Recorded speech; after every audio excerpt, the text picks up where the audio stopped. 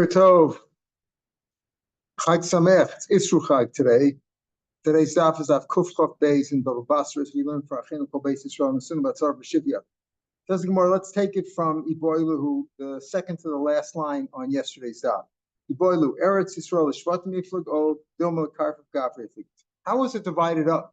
We know there were 12 tribes. Okay, let's assume Levi maybe didn't get one because he wasn't supposed to have a share. He just got shares. He got refuge cities throughout the other ones. But then Ephraim and Menashe were both sons of Yosef, so they got 2 shares. So either way, it was 12 shares. So 12 tribes, 12 shares. So was it divided up among the 12 tribes, or was it divided by individuals?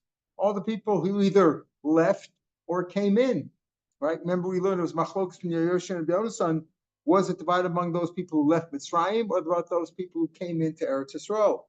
So here the Gemara asks the question, was it divided among the tribes? And then within each tribe, people got divisions. So you have to understand, if it was divided up among the tribes, then a tribe that had a lot of people, let's say one tribe had 100,000 people, another tribe had only 10,000 people, well, the tribe that had 10,000 people had bigger shares because they divided the same pie among 10,000 instead of 100,000. So the question is, was it divided among tribes, or was it divided among people, individual people? The whole 600,000, whatever it was, they divided up all equally. Tashma, at the very top of Kuf Chapes, Tashma ben Rav Mat, Pasuk says whether it's a lot or a little. Now, what does it mean, ben Rav? According to Rashbam, even in the question, when we ask this is divided among the tribes, again, within the tribes, then it went according to either those who left Mitzrayim or those who came to Eretz Yisrael, according to Machlokas, or it was among the people. But if you say ben Rav Mat, there was no more or less. If you had 600,000 people, you took all of Eretz Yisrael and divided up among 600,000 people, they all got the same thing. So what do you mean? One guy got more, one guy got less. Doesn't make any sense. If you say it was divided among 12 tribes, within each tribe, they didn't have exact number of people in each tribe, right? Some had 100,000, some had 50,000, some had 20,000, whatever it was. So the tribes that had less people, each share was bigger, right? And if the tribes had more people, each share was less. That makes sense. So when it says you divided up Bein Rav Mat, some got more, some got less. It makes sense if it was divided up among the tribes, not among the people. If it was divided among all the people, then they all got the same thing. Yeah. It was divided on the size of the tribe. No, they all got the same thing. It doesn't say that. It didn't say why would they. Bein Rav Mat means that Bein Rav means they all got the shares. They all got roughly equal shares. I don't know if it's a centimeter, but they all got roughly equal shares. Bein Rav Mat means you divided among the 12 tribes equally, whether one tribe had more people, whether one tribe had less people. Doesn't mean that the bigger tribes got a bigger share and the smaller tribes got a different share. Those shares were already divided up, as we'll see, Min HaShamayim, based on, Dan was by the ocean, this one was here, Binyamin.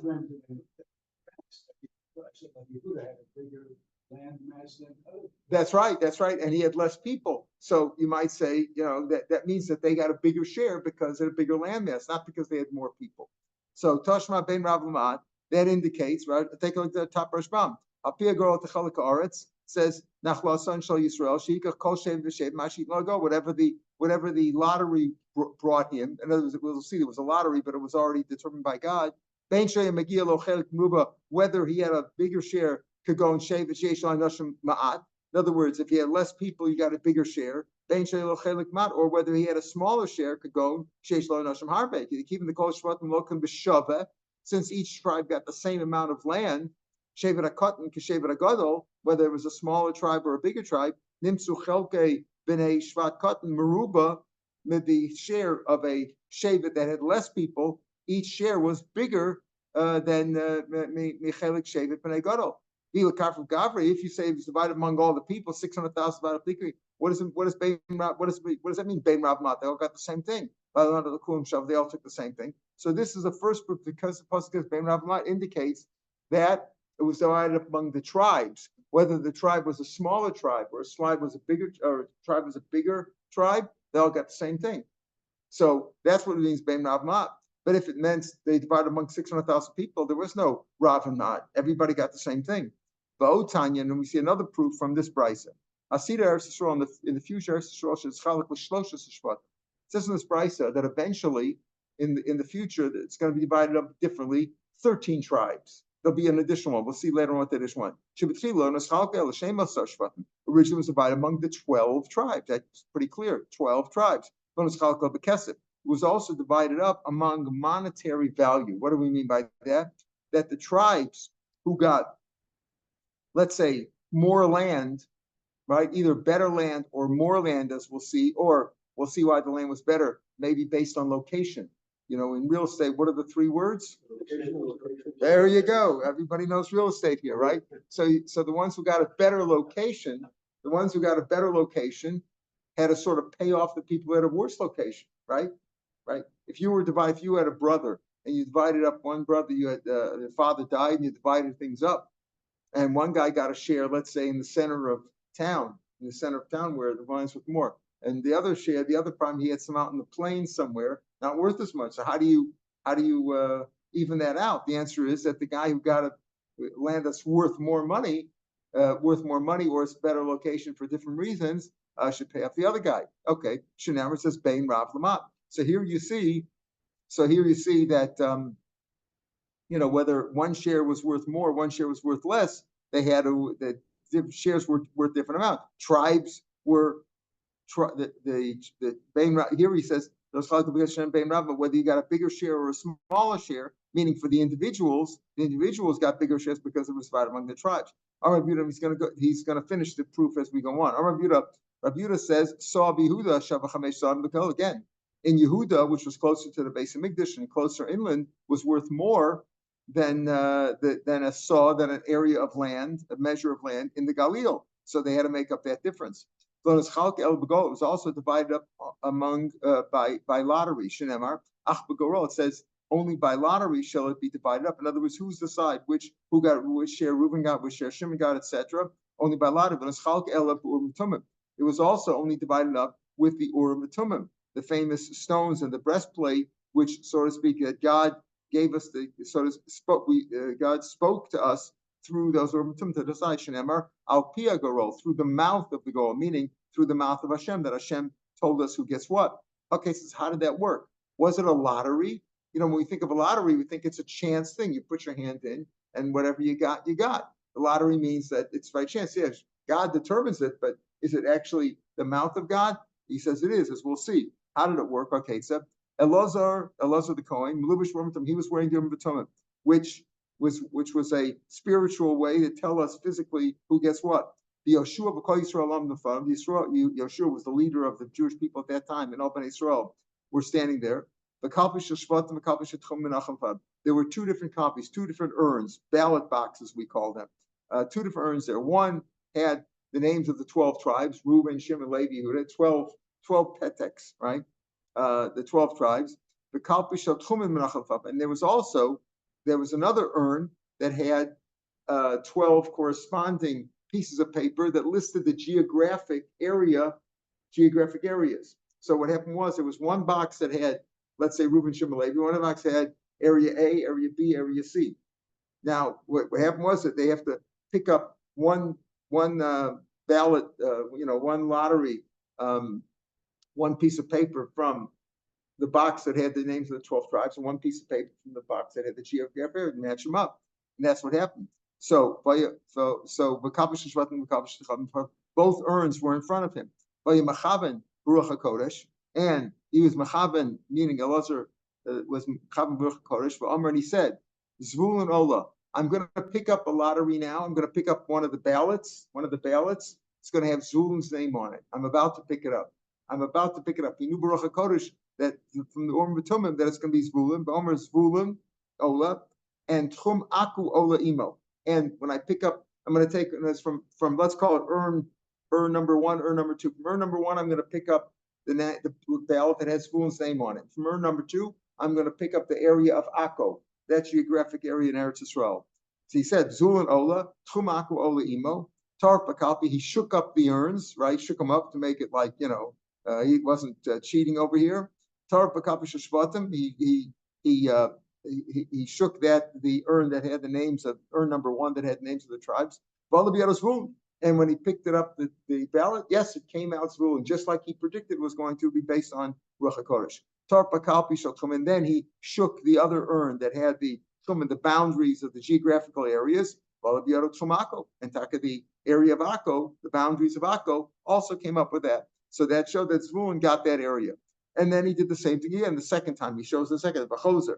And then he returned. He did it a second time. He repeated. And he had Kavanah Baruch HaKodesh, Omer, Naphtali, Ola. I'm going to pick up the next one's going to be Naphtali. It wasn't in order, Reuben, Shimon, Levi. He says, next one I'm going to pick up is going to have Naphtali's name on it. But from Genosar, Uli Imo. And the geographic area of Genosar, also up there, is going to come up also. Then he did it. He shook the ballot box, the urn that had the names of the tribes, Naphtali, and really Naphtali came up on top. And then he also shook the area of Tchum, just like he had predicted. And the same thing with every Shevet at all. It doesn't tell you if the last one got the last one automatic, you didn't have to shake it. There's only one left, right? But whatever, okay. Does the SM. Now, the chalukah that they did in this world, that was already historical, did it with Yoshua and Elazar, it's not going to be like the one in the future. Why? Why? In this world, if a person wound up with a grain field, he didn't have an orchard. Got one or the other. You just got your particular one. If he got an orchard, he didn't have a grain field. The two things were exclusive. You had either one or the other. But in the future, there's no one who did not have who didn't have areas in his land that had both mountainous areas, plain areas like lowlands, and valleys. In other words, in the future, everybody's going to have, I don't know if Eretz Yisrael is going to be expanded or how it's going to work, but somehow miraculously, everybody will have all kinds of land. So you could have goats, and you could have grain, and you could have orchards, etc. Shnemar, Sha'ar Ruben Echad, the gate of Reuben is one, Sha'ar Yehuda Echad, Sha'ar Levi Echad, they're all the same thing. And HaKadosh Baruch Hu gave out the shares himself. It won't be done with Orim B'Tumim and the Kohen Gadol, etc. Shnemar Ve'elam Achlokosim, this is how they're divided up, Num Hashem. That's what this whole brisa said. In other words, when we started off, the Od Tanya at the top of this page, the second proof that it was divided among the tribes, not among individuals, this whole brisa was one long thing until now. Tanimi is now going back and looking at the proof from the brisa. It says originally it was divided among 12 tribes. Now it's going to be 13. So you see, it was divided among the tribes, not among individuals. And that's why some individuals got more, some got less. In other words, whether the tribe was more people, so individuals would get less, or whether the tribe was less people, individuals would get more. That's how it was divided up. And that's why we had, like we mentioned before, a tribe of Yosef, which was very populated.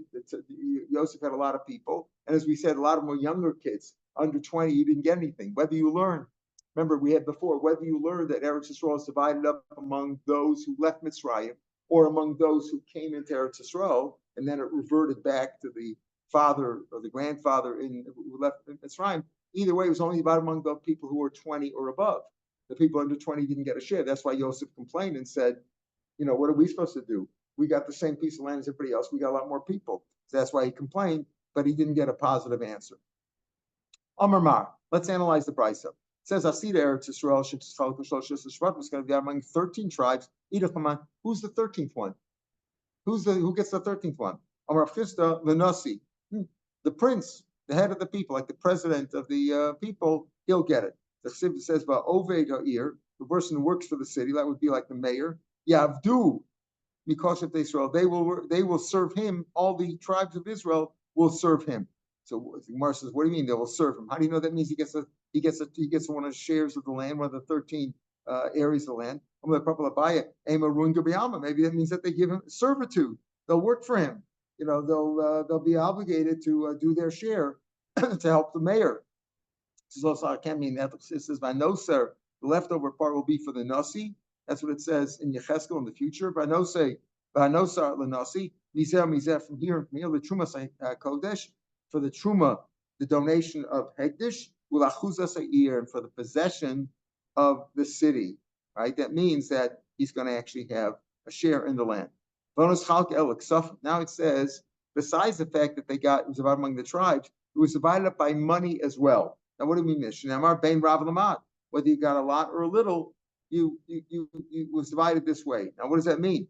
That it was worth more, worth less? You're talking about whether some lands were, more productive, good fertile land, and some were bad. Is that what you mean? And therefore, the people who got good land had to pay off the people who got bad land. Says more atu b'shuftin askinan. Are we talking about fools?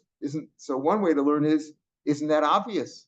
It's obvious if one guy got fertile land and one guy got desert land, he should have to pay off, the guy who got the desert land. Or not? Are we talking about fools over here? Isn't it obvious? Why do you have to tell me whether you got a lot or a little? That's how it's shared up. Obviously, the person who got fertile land should have to pay up that. One way to learn isn't it obvious? Rashbam, though, didn't say it exactly like that. Rashbam says, Ilam B'Shif Rasanya, Masha Haisa Zu Yafa, about 10 lines from bottom page, Masha Haisa Zu Yafa Mizu Baram Mizu, the Masalka Vidami, Mandis Le Shufra, the Mandis Le San, the guy who had better land paid off the other guy.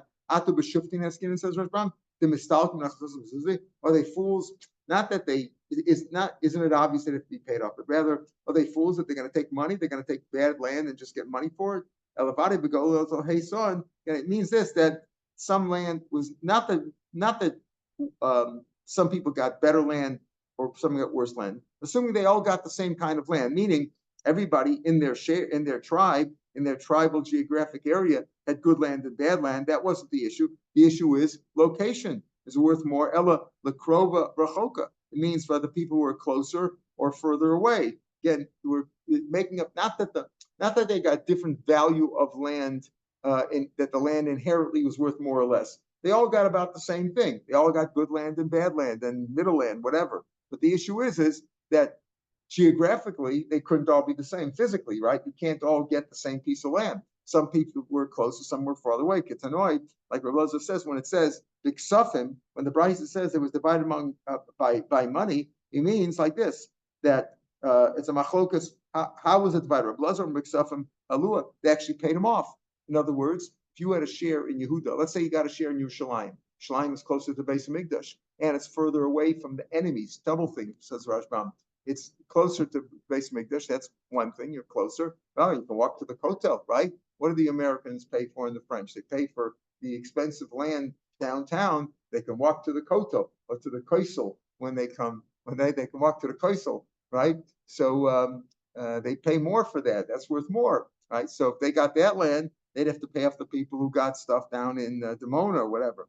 So Blazer Omer B'Ksaf Malua, Rishu Omer B'Karka Lua. No, they got differences. They got a different piece of land, meaning the people who got better land, better location, got less land than the people who got further out. As you can make up the difference either by paying them off or by giving them more land. So that's how. So machlokas. But either way, it can fit into the words of Bein Rav Lamat. Whether you got a lot or a little, the different amounts, but they were distributed based on it was distributed based on the Urim V'Tumim and the Kalpi, but then they had to make up the difference for the people who got better land versus land, either financially, either by paying off or by getting a bigger share. And it goes on to say, and it was decided again only by lottery, right? It was divided among by God. Tana, we learned it. So that was what the Brisa said. It was divided by lottery, as we described in the Brisa. The Gorel, which again was determined by the Urim V'Tumim and by Elazar picking out the ballots.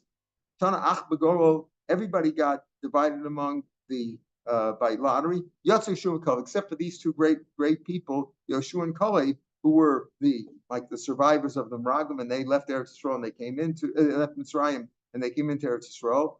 They were among those few. Yatsu Yeshua Kalev, they were not included in the Gorel. What do you mean they weren't included in the Gorel? They didn't get any share at all. Yoshua and Kalev did not get a share. Hashta Delav Tetu Shakel, the Tumi boy. Marach, they got the Meraglim share. You remember we had that before, that they took the share of the Meraglim and possibly the Mislonim and now the Skorach. So they got other people's share. Rashbam says, Meraglim, like we had before, that they got the share of the Meraglim. If they got their share, she shouldn't get their own share. Why should they be excluded? Boy, certainly they would get their own share. They shouldn't be excluded. They didn't, not that they didn't get a share. They didn't get a share based on the Goral. It was their family, Yoshua and Kalev, not a whole tribe. But Yoshua and Kalev, were not included in the Goro, even though their tribes got the Goro, but they themselves got a special share based on directly from Hashem. El Shalom not the Goro El Al Pi Hashem. But Hashem said beferish that this is what they're entitled to. Yeshua the Chsiv, it says Al Pi Hashem Nosnu Lo Es Ha'ir. They through the mouth of God, they got the city Asheshal that he had requested. As Timna Serach, he got that city called Timna Serach Bahar Ephraim in the hill country of Ephraim. So that's what he means over here. That besides the shares that they took from Meraglim, they didn't get their share based on the Goral.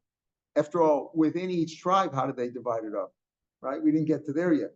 Right? Within each tribe, we said, okay, they divided up among the 12 tribes, right? Through this miraculous formation in the ballot. But what about within each tribe? So with each tribe, we'll see if there was a goal there too, but they got a special share. Yoshua had asked for Timna Serach, and he got that. It says, Pasuk says, on our base now, Ksiv Serach. It says Serach, Ksiv Cheres, right? Which is turns the letters around. What does that mean? It's called Serach and it's called Cheres, which is like a earthenware vessel. Originally,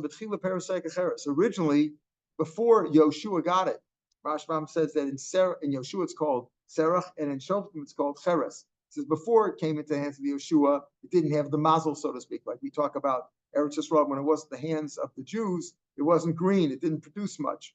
Only when the Jews got it. So before Yoshua got it, the fruits were hard as a rock, like hard as earthenware, dry, not fat at all. They weren't good. But the sof, once he got it, once it came into his possession, there was semasrichen. The fruits were so fat, they had so much fat in them, so delicious that fruits are usually best right before they go bad, right when they're very ripe.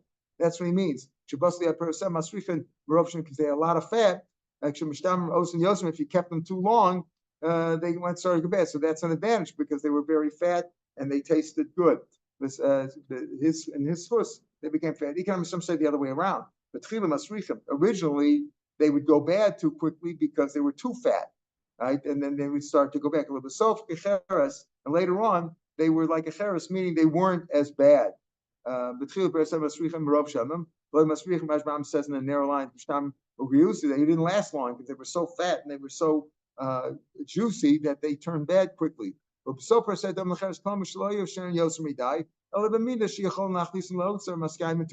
other words, it was an advantage. They weren't that ripe. They were ripe enough that you could hold on to them for a long time and they didn't go bad quickly. Okay. Kalev, what about, how do we know that Kalev got his own share min hashamayim directly? It says, Vayitnu l'Kalev, they gave Kalev es Chevron, the city of Hebron, Kasher Diber Moshe, like Moshe said, Vayorish Misham, and he inherited from there Shlosha B'nei Anak. In other words, he conquered it and he took it away from the three sons of the giant who lived in Hebron. The giant and his sons lived there, took it away from them. Says the Gemara, how could it be that Kalev got Hebron? Hebron Ir Miklat Habe was a city of refuge, which was not divided up, really wasn't supposed to be given to anybody in particular, not the tribes, not people within the tribes. So how could he have taken that? Amar Abaya, Parvarha, it means the suburbs, the areas around the city. Hebron itself, yes, was an Ir Miklat, but the areas around Hebron. The Chsiv says, Ves Sadei Ha'ir, and the field of the city, Ves Chasereh, and its villages around there. Nosson L'Kol Ben Yehuda, Ben Yehuda was given to Kol Ben Yehuda, but Chazaso as his possession. So that's what we mean over here, that Kalev and Yeshua got their own shares based on directly from God, not based on any lottery. Says the Mishnah. Now the Mishnah is a little bit strange. The Gemara is going to ask about it right away. Things that we know already, but it seems to be a little bit disjointed. Echad ben bechad bas, whether it's a boy or a girl, ben nachla, they get the same share. Now what does that mean? They get the same share. We know when there's a boy, there's no girls don't get anything. So that lashon of they're the same in the nachla. Ella, except this. The son gets a double share in the nechasim of the father. He doesn't get a share. When does a mother inherit to the children? When there's no husband. Remember, we learned before that when there's a husband, bal yorish esishto, right? It's machlokas whether it's the raisa or drabanan, but presume it's a raisa based on she'ero. So a husband inherits. If there's no husband, who does the share go to? If a woman dies, it goes to her children. Who does it go to first? So we live for some machlokas, right? But we don't hold like a blazman katsav that they get it equally. We hold the boy gets, just like by the father, the boy gets, if there's boys, the boys get the share, girls don't get anything, right? Of the mothers, when the mother dies. However, he says, but when it comes to the assets of the father, meaning the legacy, the inheritance of the father, the son gets a double share if he's a bechor. If he's a bechor, he doesn't get a double share in the mother. Even though he's a bechor, let's say he's a bechor for the father and the mother. There was one family, a husband and a wife. They had a son, and they had three sons. The oldest son was a bechor. The bechor gets a double share in the father's inheritance, but he doesn't get a double share in the mother's inheritance. Okay, so that's teaching me something. Another difference is about bonus and zonos mechse ha'av, the daughters get mizonos from meaning they're entitled like to alimony. It's like alimony. It's another word, or sustenance, maintenance, whatever you want to call that. We'll call it child support, right? They get child support from the father's share of inheritance, but not from the mother's. As we'll see, the Gemara's Rashbam brings down here that when there's a lot of assets, the sons get the inheritance, and they have to support the daughters until they get married. That's the rule of inheritance of the father, right? If there's a very small inheritance, there's not enough to support everybody, then the daughters get the money because for their child support, and the boys have to go out and beg. It's not proper for the girls to go out and beg. They could be violated, etc. It's not proper. Then they can't do that. So so it says like this. So this we say that the daughters get child support, and that's only from the essence of the father. And is what saying, but there's no rule about child support from the mother's estate. Okay, so the Mishnah seems to be teaching us something, but it's a little bit disjointed. Why? What do you mean that boys and girls are both equal when it comes to a nachla? They're not equal. That they get the same share. In other words, if there's girls and boys, they all split up equally. They're equal. If there's one boy, one girl, they split the thing 50-50. Hatam we learned ben kadol labas, that a son always comes before the daughter. So if there's a son and a daughter, even if there's 10 daughters and one boy, the boy gets everything. And not only that, ben kadol labas and kol yosi rechosha ben kadol labas. If the man left a son and the son had a daughter, or the son's daughter, a great-great-great-great-granddaughter, that great-granddaughter gets that's her great-great-great-grandfather's, the son's share, before anybody else, before all the daughters of the deceased. So what do we mean over here? What do you mean? The son and the daughter, what does the Mishnah? Mishnah says, they're both equal. What sense are they equal? They're not equal. The son gets before the daughter. That's the basic rule of Yerusha, that's the first law of Yerusha, that a son gets and a daughter doesn't get. So what do we mean by that? That's one question. That's one kasha. All right. No, this is what it means. This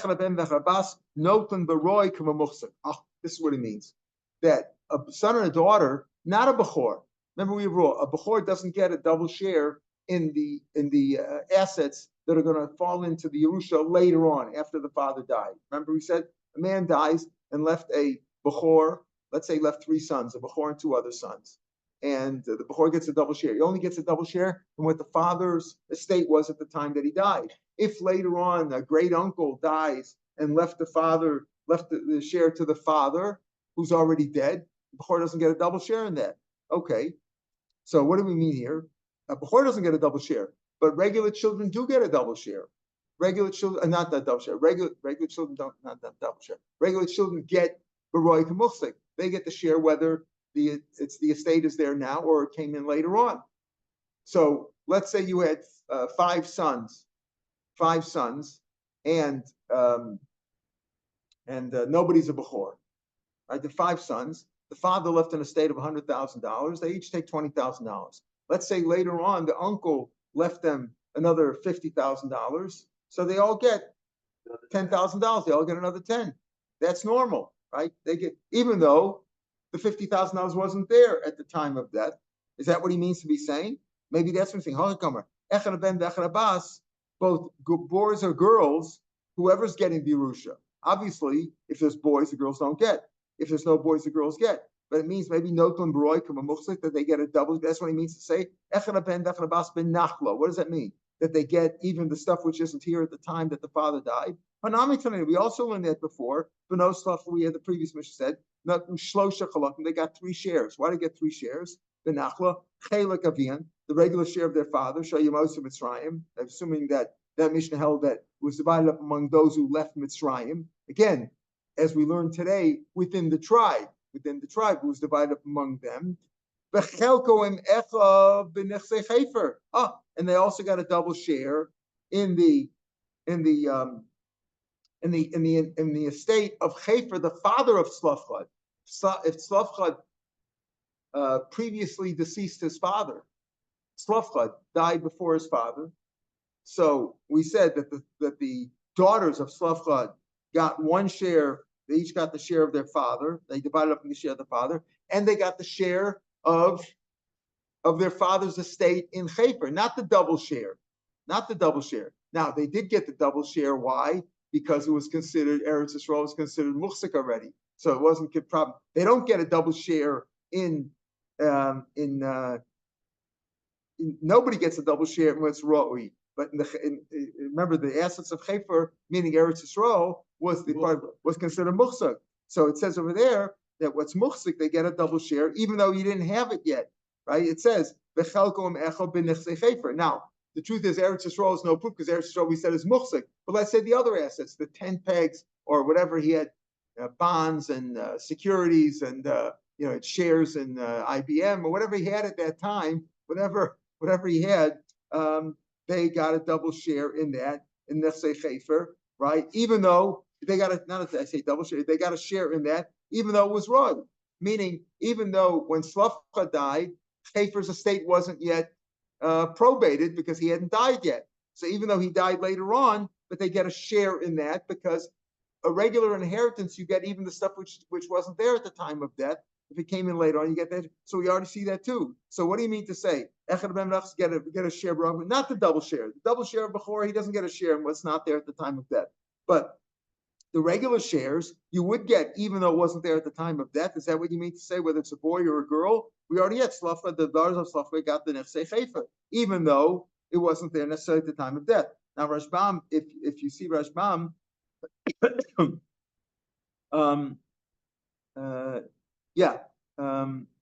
Rashbam says over here before the Ode, Hanami Tani Rashbam about 7 lines down into the wide lines. Even though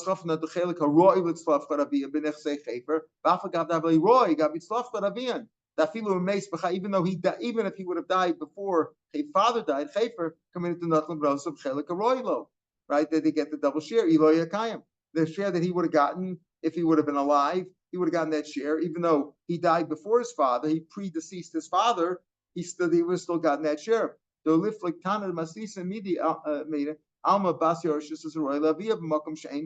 If there's no son, the daughters would get what's fitting to come to their father, even though it wasn't there at the time of death. So that we also see from the fact that they got share with them.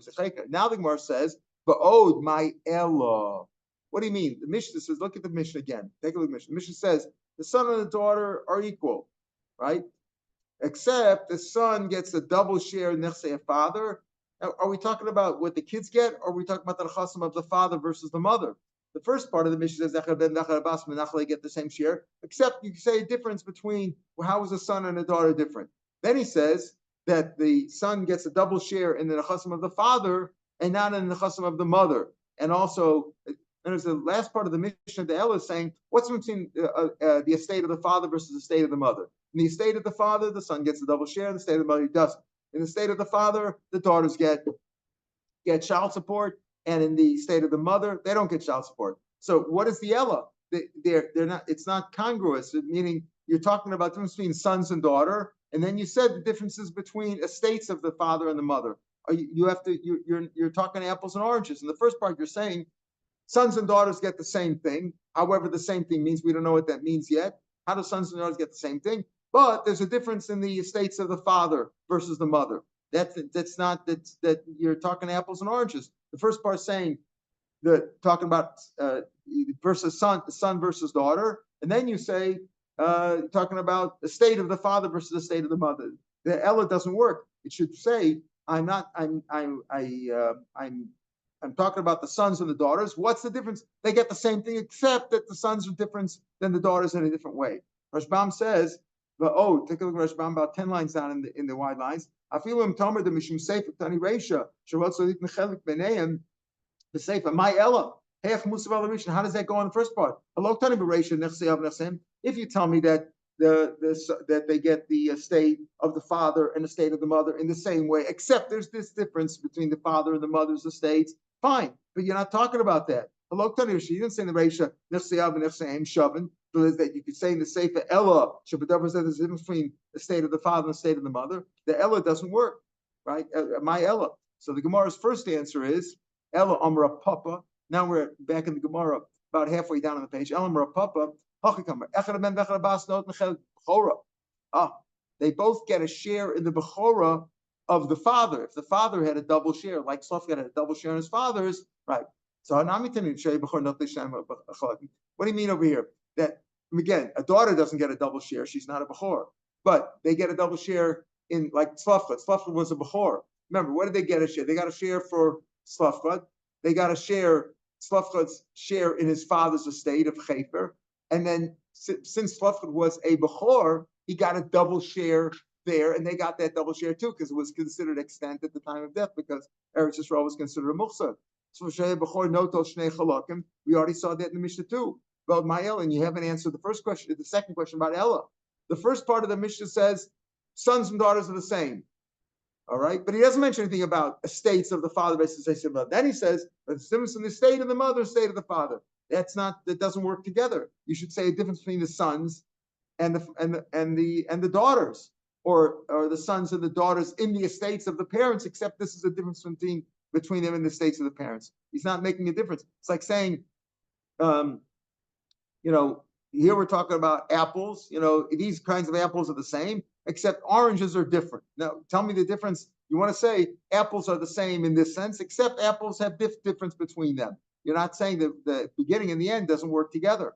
Elam Ravashi back in Baruch Echad ben Abanim, Echad ben Abanos, whether it was a son among sons or a daughter among daughters. Daughter means there was no sons. Im Omar, if the father said, listen carefully, this is the halacha we're going to have later on, and the next week we're going to talk about that. Im Yorash, Echad ben Abanim, Echad bas ben Abanos, Im Omar, if the father said, Ye Yorash kol nechasai, listen to this. You can give anything away before you die. You can give it whatever you want. You can give it all to the church. Whatever you want, you could do. You can give it to the government. You can give it away to your friend. Whatever. Yerusha works automatically at death. However, if a man says he has 5 sons, and he says, "I want this son to get everything," that can work. That's a machlokas. From the that works.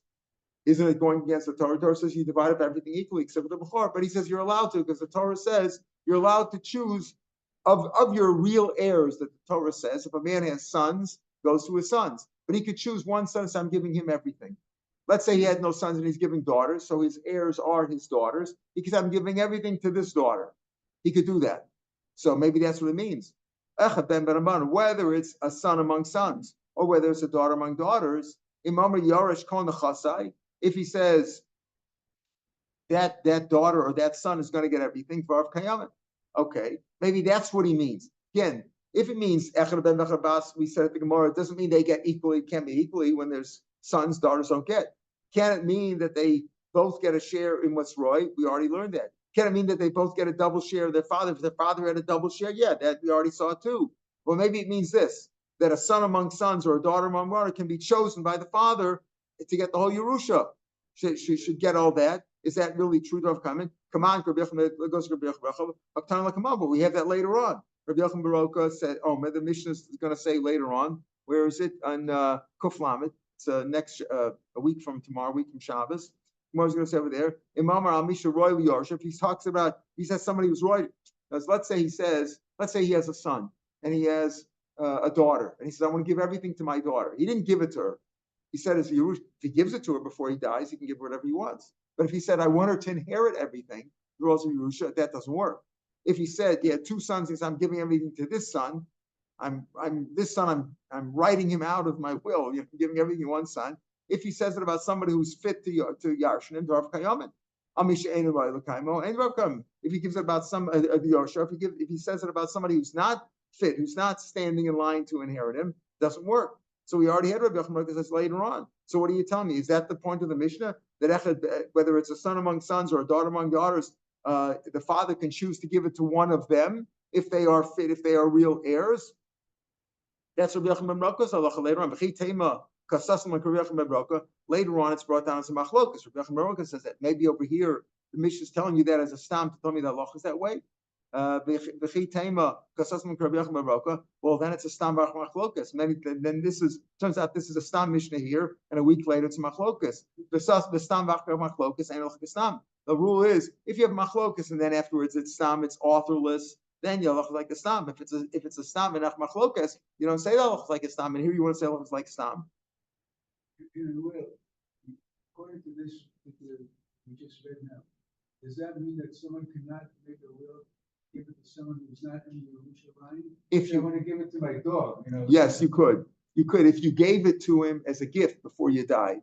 Now, again, we've talked about this before. Today, when you make a will, whether you say it should be chal before you die or whether you don't, the rabbis have said that means that you're really giving it away before you die. Because once you die and you didn't say anything, the rules work according to the Torah. If there's a bechor, he gets a double share. If there's boys, girls don't get. But if you make a will, you're effectively saying, I want this to take place before I die. Effectively, I want it to be effective a minute before I die. So if you gave everything to your dog or to Trump or whoever you want to give it to, that would work. You can give it to anybody in the world, or give it to the church. You can do whatever you want. But pardon? Yeah, give it to Moshe. Yeah. So the point is, what's the Mishnah saying when it says Echad ben Abbas, Echad ben Abbas are the equal? What do we mean the first part of the Mishnah? That if it's a son and a daughter, they're the same. Can't mean that they get the same thing. Doesn't mean that they get the shares in the Ra'ui, what's fit to come later on. Yeah, we already know that. Doesn't mean that they share their father's double share if he got a double share. Yeah, if he had a double share and then you inherited it, that's all valid.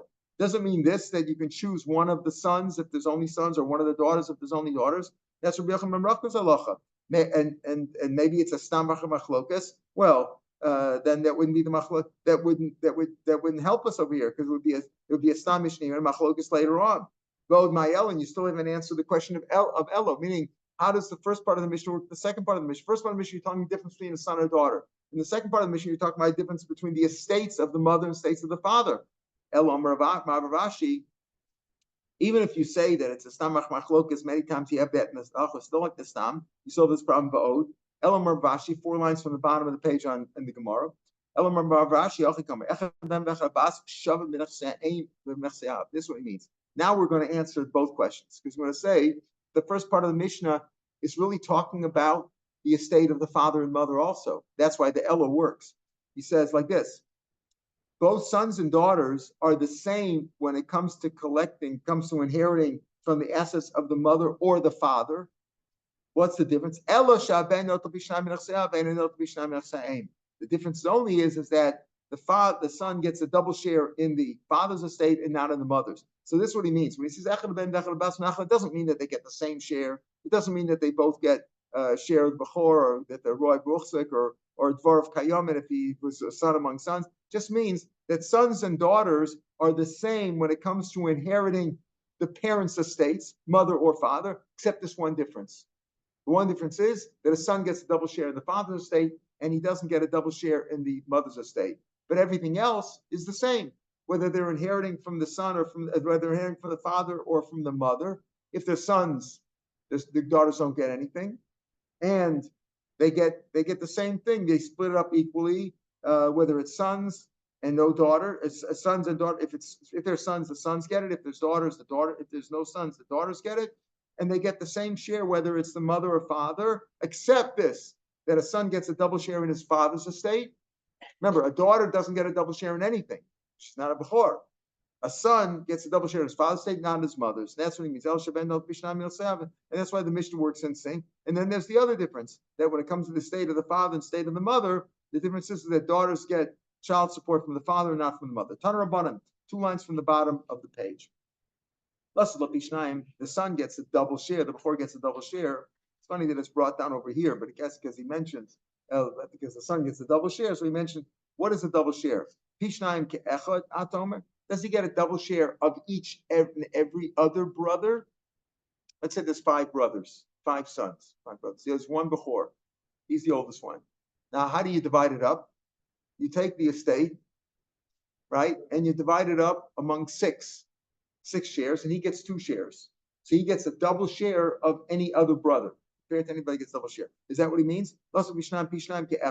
Meaning double share of one of any other brother, right? Pishnaim ke'echad is it? Pishnaim ke'echad. Atom is it really pishnaim? Oh, eno ela pishnaim b'chol nechasim. Maybe he gets 2/3 of the whole estate. He gets a double share of the whole estate. The whole estate is $100,000. He gets 66,000, and all the other brothers, whether there's 3 or 4 or 100, they divide up 1/3, right? Oh, I know. The dinner. Look at it. Let's look at it logically. How does it make sense? He divides it with one brother. He divides it whether it's one other brother or there's 5 other brothers. Just like, excuse me, do you mind keeping it down?